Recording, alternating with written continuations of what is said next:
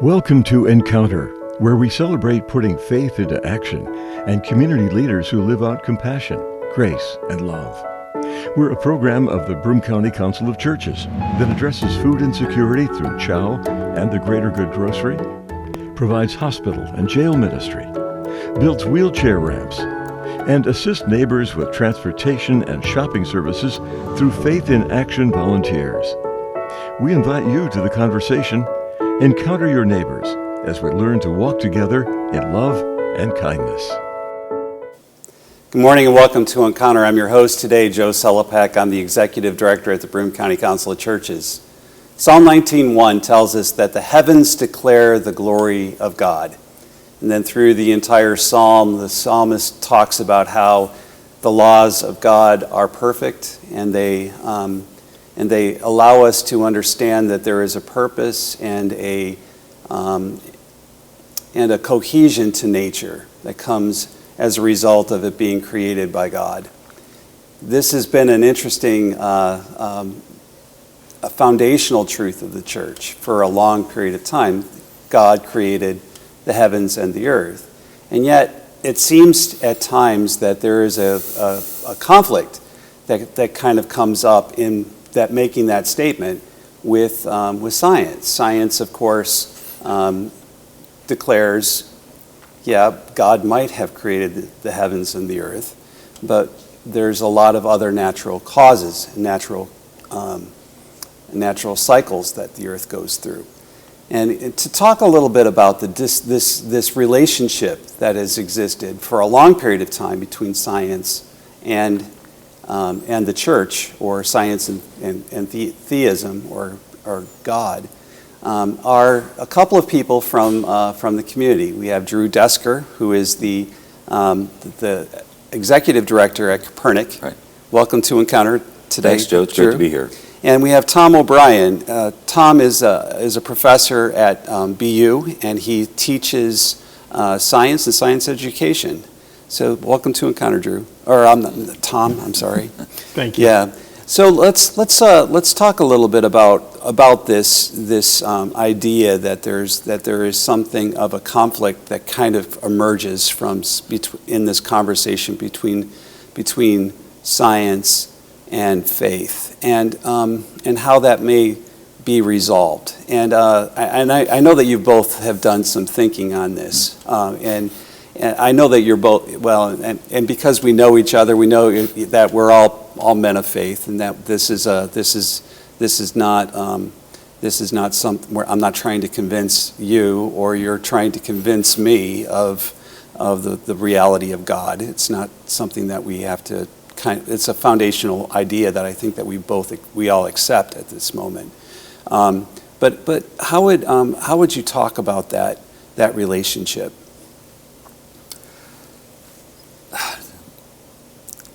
I can see where people could see that there's a conflict. There are people that will only work in one silo and just ignore that which the other side of this discussion, might have to offer. But actually, Dr. O'Brien here actually had a wonderful presentation just this past Friday up at Kopernik, which is actually available on our YouTube channel. The Kopernik does a Friday night program on a wide range of topics, not always about astronomy. And Dr. O'Brien talked about how science and religion, is there in fact conflict or consilience, and did just an extraordinary job of seeing how the two really do overlay very well. I mean, clearly there are some ways of interpreting Scripture in a very rudimentary sense that would preclude that which science seems to be presenting. But again, I think, Tom, you did a wonderful job with that. Thank you. Yeah, I think both personally, as a Roman Catholic Christian and as a lifelong scientist, and perhaps equally importantly, historically, it's mainly a misconception that, from a historical perspective, that there's been big Right. friction. There's been more collaboration, and the motivation of historically the scientific revolution and the so-called founding fathers in each of the disciplines, they very much saw, the quote that you used was very much along, that they saw their work as uncovering the handprint and the design Right. of God. What has always been clear and important, and the distinction is that methodologically, for a person of faith, if something happens, they say, well, that's God's will. And at some level it may be, perhaps not, but in any case, if you're trying to study something scientifically, if you just stop with the answer, well, that's God's will, then the game of science ends. And so from a methodological point of view, scientists from the founding fathers, from Copernicus himself, they would draw a distinction between their faith and how they answer questions in science. But the broader framework for why there was a logos, why there were patterns, why Right. there was in fact their faith. So historically, the two were very much synergistic. And of course, all of the early universities were founded either initially by Catholics or later by Protestants. So. And it seems to me as if, at times the framework for the conflict itself is set by like Richard Dawkins or someone who comes along and says that they're, that at best, or Bertrand Russell even, where he says, that if they were, when they said if you were to die and go to heaven, and asked Bertrand Russell, what would you say to God? And he says, well, why wouldn't you make your existence more apparent? It's kind of like that. You hear that, and then you automatically assume that scientists then therefore have an antagonistic relationship with religion, not seeing, of course, the larger history that that your lecture was based on. That there is that's the synergy that may have occurred. People may have been witnessing something, and it raised a question in them, like where did this? Like right now, we're dealing with pollen. I'm one of those guys who has allergies, and so as soon as I see pollen in the air, I'm wondering, well, where does that come from? And then there were monks who looked at pollen, right? And they began to understand the purpose of pollen and how pollen emerged and other kinds of things. So it's kind of interesting. Like how does understanding of nature and how it operates, how does it help us understand our faith a little bit better? It's I guess depends on your individual view of how you want to look at you take that pollen piece, and for some people it's just a big annoyance, but those monks ultimately decided, well, why would God have created that? And decided to look further into it and decide, oh, actually it needs to happen. Now in this case it maybe just in your case it just happens to really antagonize your breathing, but and gives me sneezing. Right, sneezing fits in the middle of whatever I'm doing. Why did God make mosquitoes? Right.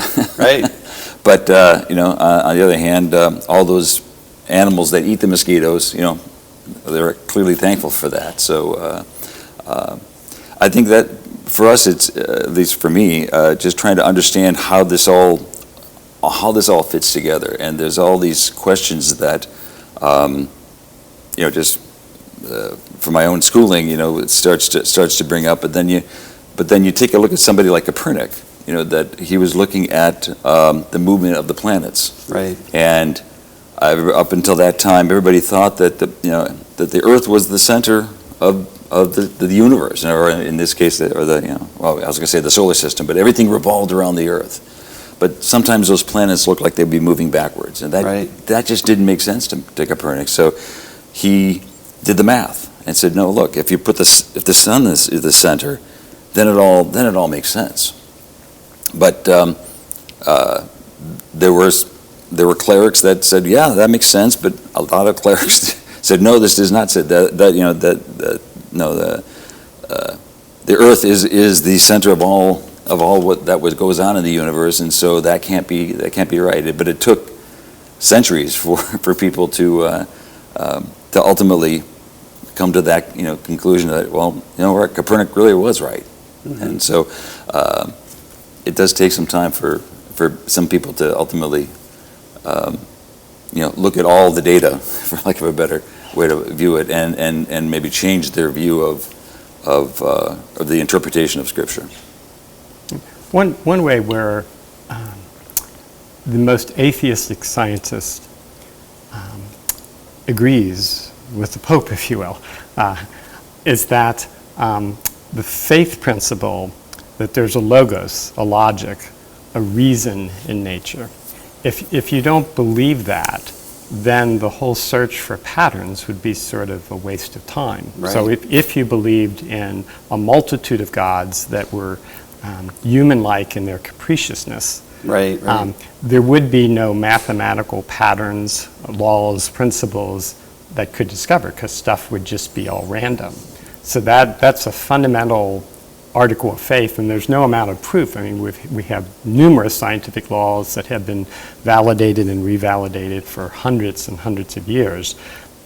But just because you see 10,000 white swans doesn't mean a black swan doesn't exist. So, Right. But to play the game of science and is to believe that there's a logos, a reason in nature, and that's what we've been finding out. And so that on that principle alone, that is a principle of faith. Now, that doesn't necessarily imply faith in a God, but it implies faith in a reason, a logos in nature.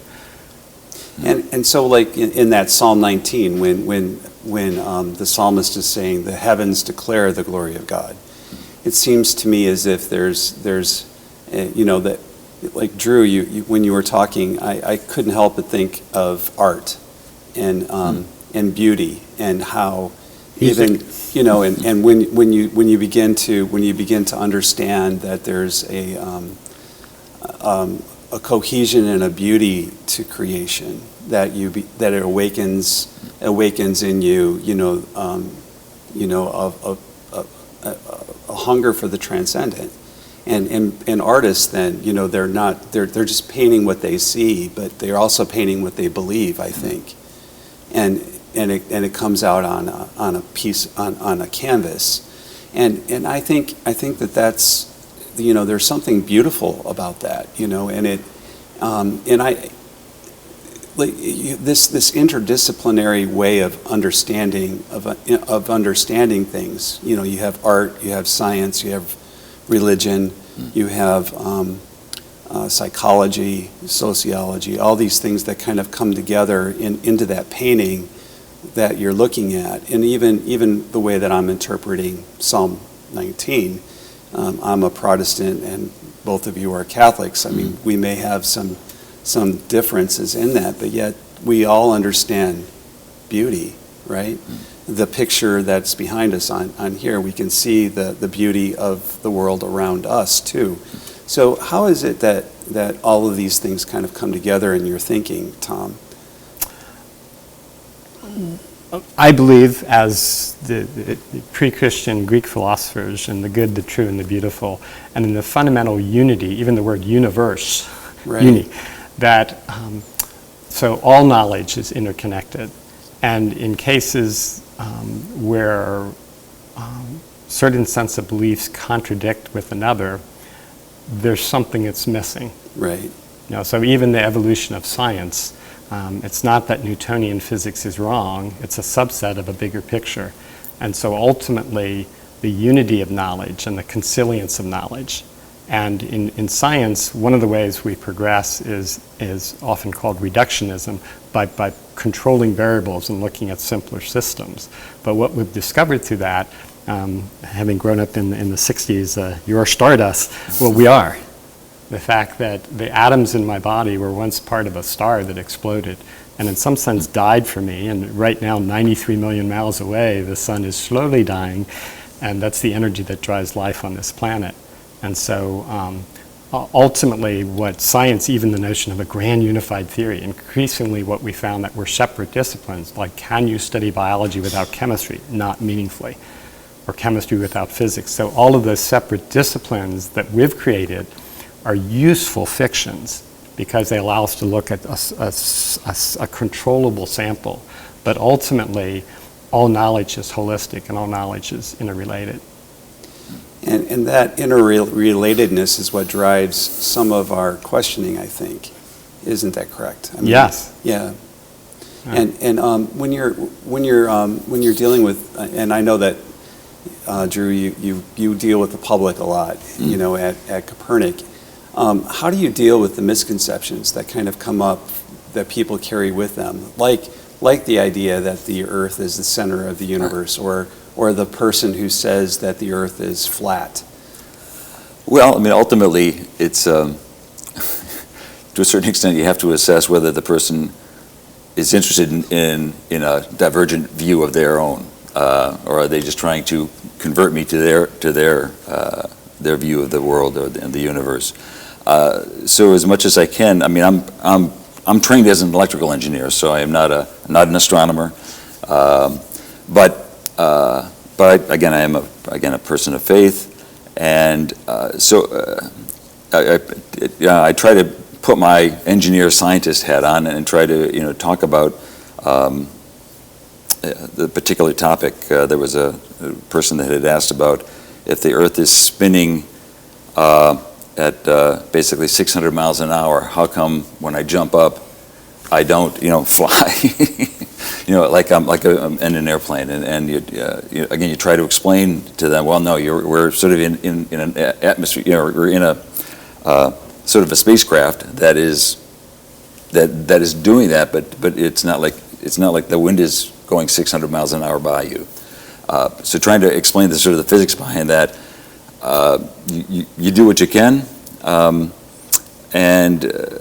ultimately, hopefully, any encounter that I have or people that come up to Kopernik that ask questions, get them to investigate more, and maybe I don't provide them the answer they need, but perhaps maybe I can lead them in a direction that either online or go to an actual library or whatever, and look, and try to determine more. But again, ultimately, they've got to be willing to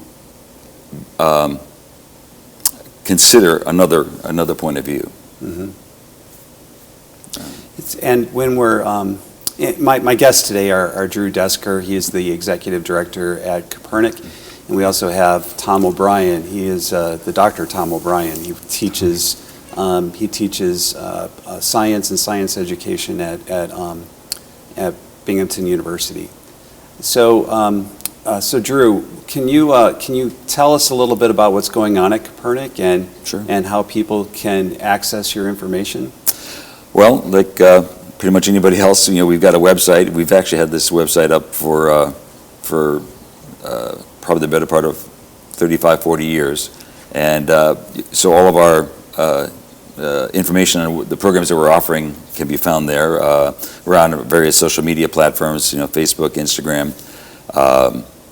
But things that are coming up are, just this past weekend we had a Rocket Fest where we had about 113 of those Estes rockets that families built and came up and launched, and so that was a great time. It was a very sunny day. In fact, I'm still sort of suffering from a little bit of photon bombardment there. But coming up also is our summer camps. Right. This is now our 32nd year of offering summer camps. STEM-related summer camps for students as young as going into second grade in the fall through high school, and still have a few openings in the camps, but we're fortunate that they really have been filling up. And but ultimately, this 2024 is actually Kopernik's 50th anniversary of being a STEM education facility and public observatory here in the Southern Tier. And so in October 5th, we will have a gala down at the Doubletree Hotel celebrating Kopernik's role here in the community. There's still some founders of the original observatory, that Kopernik Society, that group of Polish immigrants that wanted to commemorate Kopernik's 500th birthday back in 1973. Anyway, so some of those founders who are still around will be there with us. And our keynote speaker is Nobel Prize-winning chemist, Dr. Stanley Whittingham from Binghamton University. And so we're very fortunate to have him here in the community. He's actually been up to Kopernik and spoke on a Friday night. And so that was, but that was prior to his Nobel Prize. And I know that Tom, you had just did a presentation on Friday night. The Friday night programs, Right. which can be attended live or live stream or archived, is a great resource for the community. And so this conversation that we have is just a very small piece of a much larger talk that you gave. So if people wanted to be able to find that, how would they be able to find that? So just go to YouTube and type in Kopernik Observatory. And then when you get there, there's a little tab for, it says live, and basically you'll be able to look at our entire catalog of programs that we've been doing. Basically these YouTubes, Friday night program YouTubes sort of started with COVID. Right. Know, as problematic as COVID was, it has actually created some good things that have come out of that. And for at least for us, our YouTube channel now has over 13,000 subscribers. Wow, great. And what's great about it is, again, you can go back and you can look at Dr. O'Brien's presentation from last Friday. You can go back. We've also done a number of observing sessions where we've had either comets or we had a lunar eclipse back in 2022 that at one point had over 25,000 people watching. Wow. And in the chat, people were saying, we left NASA's stream to watch yours because we think yours is better. Oh, great. So it's been a great resource. So Tom, like when you're into science education and you're teaching teachers how to teach science in that kind of a way, going back to that question that I asked Drew, when you're dealing with misconceptions or you're trying to understand where the world is going and how it's ordered and all that kind of thing. How do you deal with that? I mean, especially as an educator, it seems to me as if people carry a lot of things with them when they come into the classroom. Oh, indeed. None of us are blank slates at any point. And a key distinction that words matter.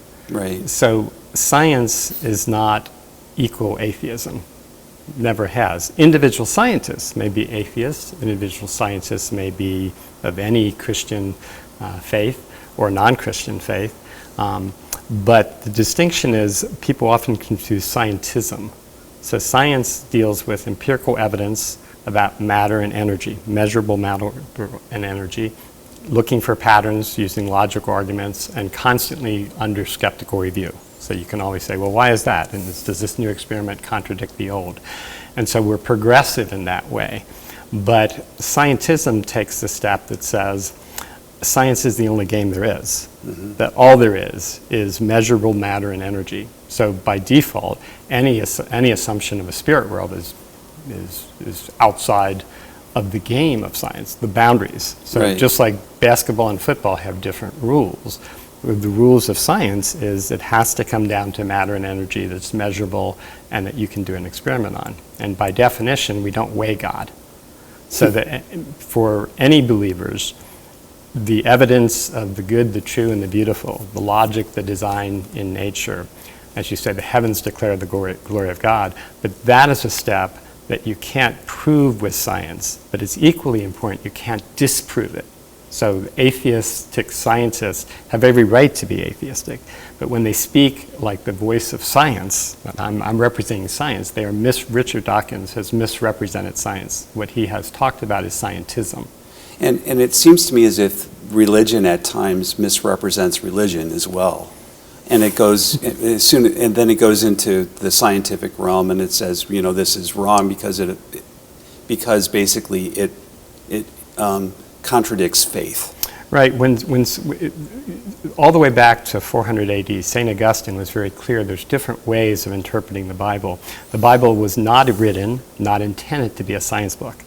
There's poetry, there's allegory, there's parables, there's wonder, and each of those you read differently. No one reads one of Christ's parables as, well, that literally is right. It's the truth behind it. So religious people make a mistake when they try to look at the book of Scripture as if it's the book of nature, the book of science, and that's different. At a large level, though, allegorically, the book of Genesis describes, one could argue, the Big Bang in some sense. So allegorically, you can draw parallels. But again, that distinction between science and religion is important, but science is not inherently atheistic. And I always find it interesting when I bring up Genesis with people. I have led Bible studies on Genesis. I have a long history with the church. I like to bring up the fact that Genesis 1 is poetry, and they go, what? It's poetry. And I go, yeah. It's a poetic understanding, and there's a rhyme to it, and there's the repeated line. And it was morning and it was evening the first day, the morning and evening the second day. You can kind of get the way that it kind of flows in that. And so when you say that to a person, they go, of course it's poetry, because there's no way that anybody was there observing what went on. And it just seems to me as if we've created a problem where none existed. Because what we've done is we say, right, and I know I'm the one that's trying to lecture now, but we create the world where faith and religion are on one side and science is on the other, when in reality they're both asking different questions and coming at it from different understandings as well. As we wrap up, I know that this has been an amazing conversation. I'm very grateful for both of you. Are there any, if they want to, www.Kopernik? Kopernik, Kopernik.org. It's it's the Polish spelling. It's the original spelling of his name, of Nicholas Copernicus. And you go there, you can find out about our Friday night programs. You'll be able to find out about the gala and being able to attend that and everything that's coming down the road. Well, thank you both for being on Encounter. And for all of you, I pray that you would have a good and a beautiful Sunday and be kind to each other. Have a great day.